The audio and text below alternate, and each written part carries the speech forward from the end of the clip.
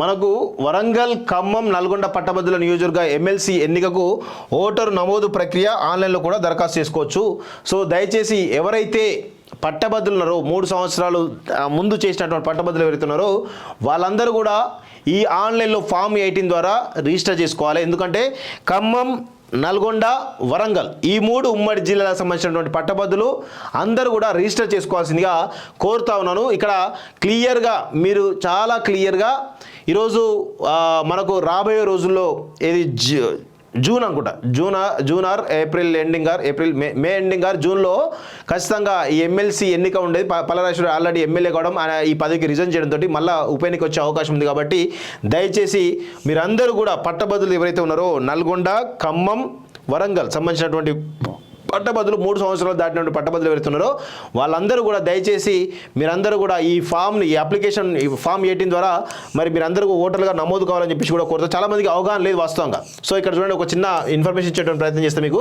ఇక్కడ చూడండి, సెలెక్ట్లో వరంగల్, ఖమ్మం, నల్గొండ ఓపెన్ చేయండి. దానికి సంబంధించిన డిస్టిక్ పేరు ఓపెన్ చేయండి. ఇక్కడ నేమ్ ఆఫ్ ద అప్లికెంట్ ఎవరైతే ఉన్నారో యాజ్ పర్ ఏదైతే మీకు సర్టిఫికేట్లో ఏ పేరు అయితే ఉంటుందో దాని ప్రకారం ఫిల్ చేయాల్సిన కోరుతున్నాను. నేమ్ ఆఫ్ రిలేటివ్ అప్లికెంట్ అంటే మీ ఫాదర్ పేరు ఇవన్నీ పెట్టచ్చు. ఇక gender, date of birth, education qualification, occupation ఇదంతా ఓకే.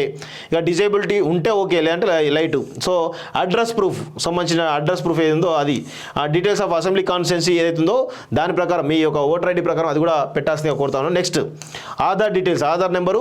సో దానికి సంబంధించినటువంటి డీటెయిల్స్, మీరు ఏ యూనివర్సిటీలో గ్రాడ్యుయేట్ అయ్యారో ఆ యూనివర్సిటీ పేరు, దానికి సంబంధించినటువంటి అన్ని కూడా డీటెయిల్స్ ఇవ్వాల్సిందిగా కోరుతాను. అదేవిధంగా ఫోటోగ్రాఫ్, అదేవిధంగా మీ సర్టిఫికేట్ ఏదైతే గ్రాడ్యుయేట్ సంబంధించినటువంటి సర్టిఫికేట్ ఒకటి, స్కాన్ కాపీస్, ఈ రెండింటిని కూడా జత చేసి ఈరోజు మీరు ఇక్కడ నమోదు చేసుకోవాల్సిందిగా కోరుతా ఉన్నాను.